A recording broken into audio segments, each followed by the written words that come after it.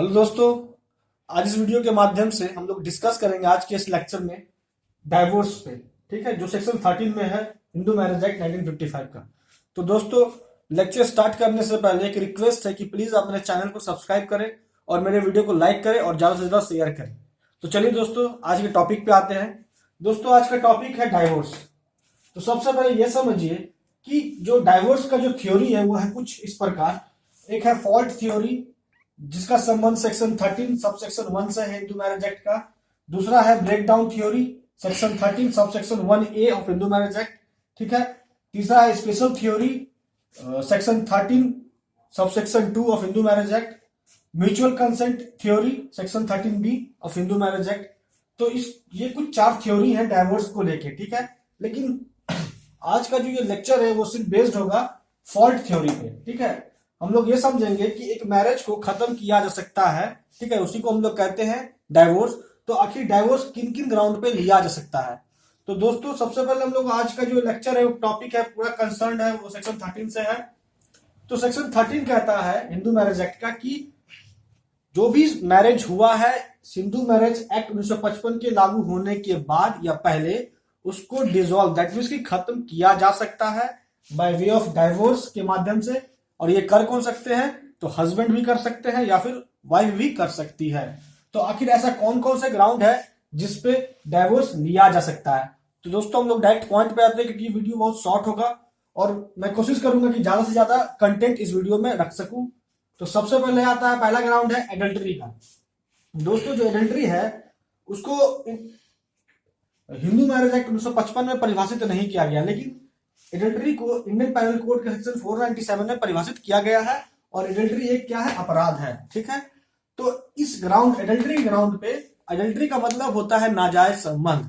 ठीक है, इस ग्राउंड पे डाइवोर्स लिया जा सकता है। हस्बैंड भी ले सकते हैं और वाइफ भी ले सकती है। क्लियर।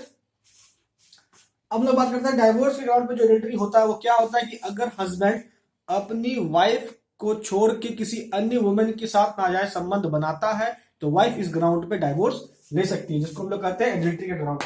उसी प्रकार हस्बैंड भी डाइवोर्स ले सकता है अगर उसकी वाइफ उसको छोड़कर किसी अन्य के साथ नाजायज संबंध बनाती है तो। क्लियर।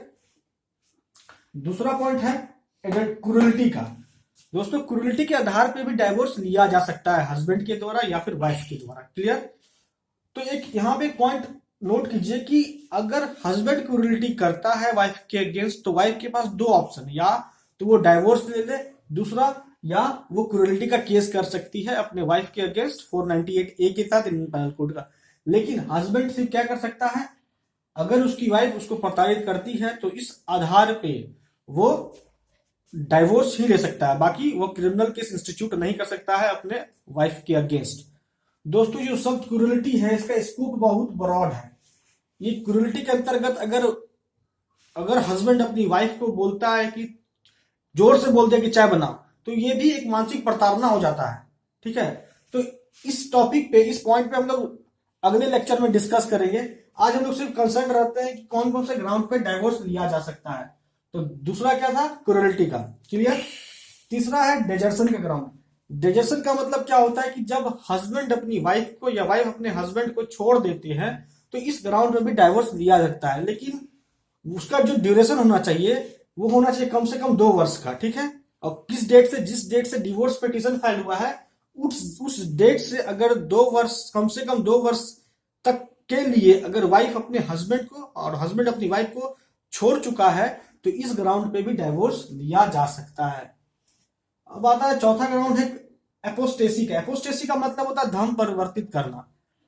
अगर वाइफ किसी दूसरे धर्म को अपना लेती है तो हस्बैंड इस ग्राउंड पे डाइवोर्स ले सकता है। उसी प्रकार अगर हस्बैंड किसी दूसरे धर्म को अपनाता है तो भी वाइफ इस ग्राउंड पे डाइवोर्स ले सकती है। क्लियर। नेक्स्ट पॉइंट है मेंटल डिसऑर्डर का। मेंटल डिसऑर्डर के ग्राउंड पे भी दोस्तों डाइवोर्स लिया जा सकता है, बट शर्त यह है कि ये मेंटल डिसऑर्डर कैसा होना चाहिए?